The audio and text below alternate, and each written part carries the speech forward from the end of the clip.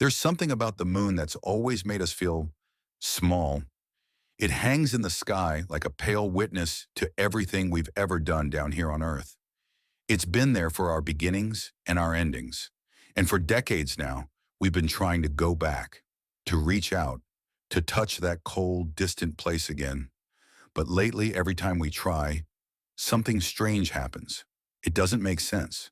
We've built machines that can fly themselves, equipped with the sharpest sensors, the fastest processors, the smartest software. We've spent hundreds of millions designing landers so precise they can measure the distance to a grain of dust. But again and again, those machines reach the edge of the moon, so close you could almost taste the dust. And then they break, they crash, they burn. It's like watching a dream hit the ground, and it always ends the same way. Another broken robot, another crater, another question mark. People say it's just bad engineering. Others say we're overcomplicating it. But maybe the problem isn't just with us. Maybe there's something about the moon itself, something we thought we understood, but never really did. To understand what's going wrong, you have to go back to when everything felt brand new. It was 1967. The world was spinning in chaos down below, but in the silence of space, something extraordinary was happening. NASA's Surveyor 3, a spindly little spacecraft with the computing power of a cheap calculator, landed on the moon. At least it tried to. It wasn't a smooth landing. It bounced. It skidded. The thing actually flew back into the air twice before finally settling into a crater like a wounded bird. And yet, it made it. It survived. People celebrated. It worked. And here we are, 6 decades later, with computers a million times more powerful, sensors that can see through fog and dust and shadow. But somehow, we're worse at landing. In 2025, a Japanese lander named Resilience approached the moon with confidence and precision until it didn't. Its brain, its laser eyes, were supposed to tell it when to slow down, when to reach for the surface. But the signal came too late. It was falling at 66 meters per second when it finally realized it was too close. And by then, there was nothing it could do. It slammed into the ground and left a 16-meter crater behind, a brand new scar on the surface of the moon. The engineers blamed the moon's surface for being too dark, too non-reflective for the laser to properly read. But you could see it in their faces, the confusion, the doubt, the quiet fear that maybe, just maybe, this wasn't a bug in the system. Maybe this was something else, because this wasn't the first time. Back in '67, Surveyor had the opposite problem. The moon was too reflective. The radar thought it was closer than it really was. So instead of shutting off its engine and landing softly, it freaked out, kept the rocket firing, bounced again and again like a confused child trying to find its footing. And then, somehow, it survived. The parallels are eerie. Both landers failed in the same place for opposite reasons. Both believed they were somewhere they weren't.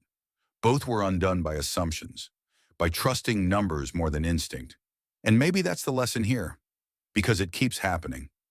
In 2023, iSpace crashed another lander. This time, the sensors worked, but the software didn't. It thought it was floating just above the surface, ready to kiss the dust. In reality, it was still 5 kilometers up.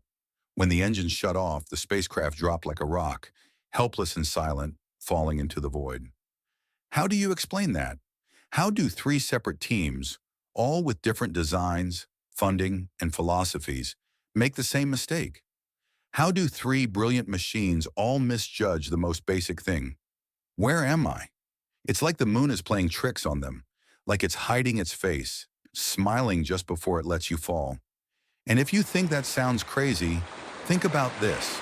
The moon hasn't changed. We've just forgotten how to see it the way we used to. Because once when our machines failed, we had something else. We had people. And they didn't trust numbers. They trusted their gut. They used their eyes, their hands, their hearts. Maybe it's time we remember that. There's something profoundly different about the way we used to reach the moon. Back then, there wasn't a line of code that could save you. No automated override.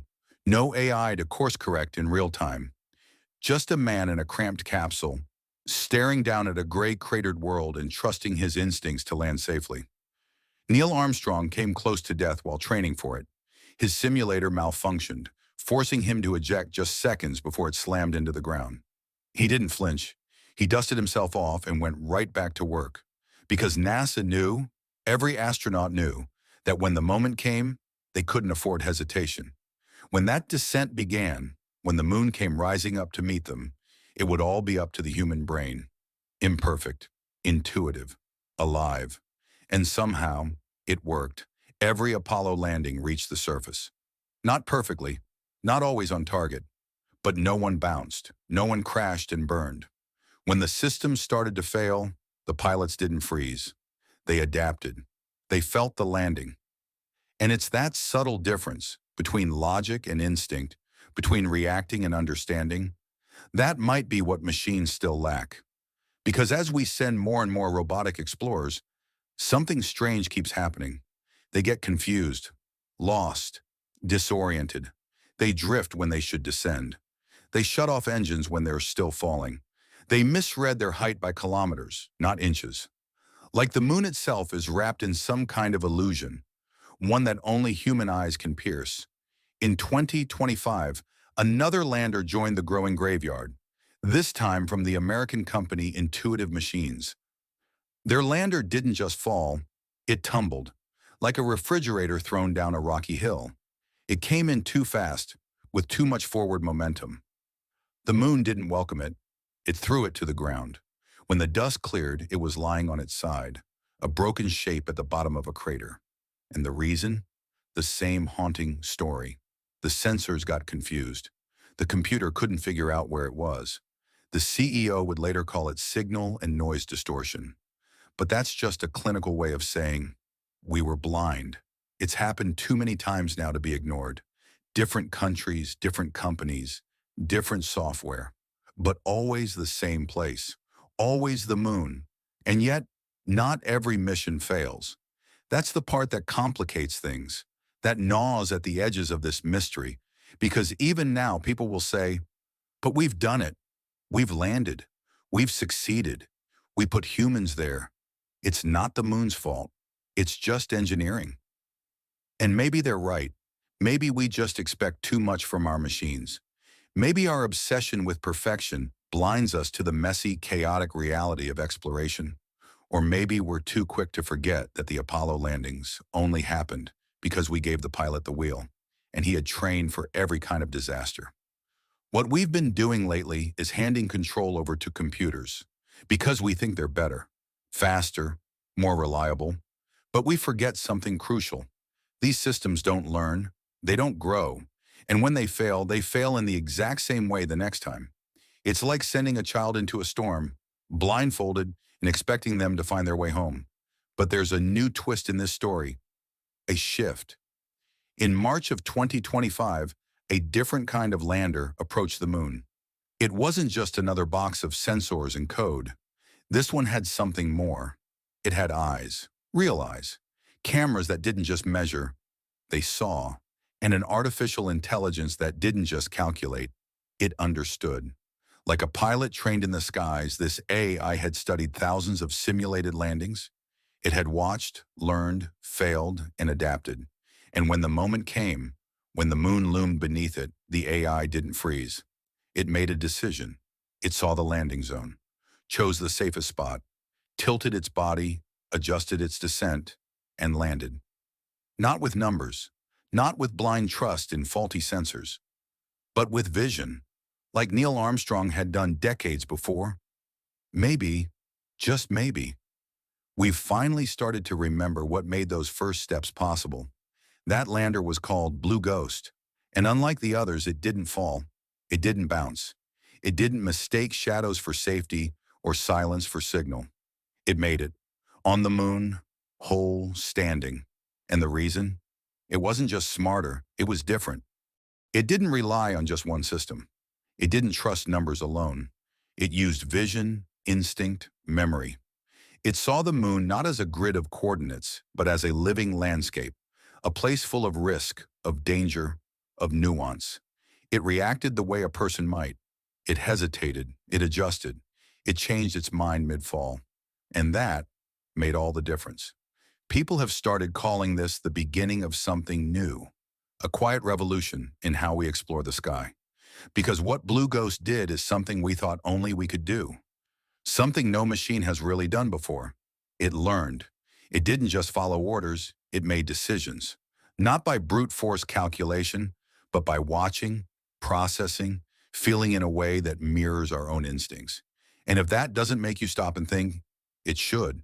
Because now, for the first time in decades, we're not just sending tools into space. We're sending something closer to a mind. A mind that doesn't need to call home for help, or reboot mid-fall, or freeze when the moon surprises it. A mind that adapts, that survives.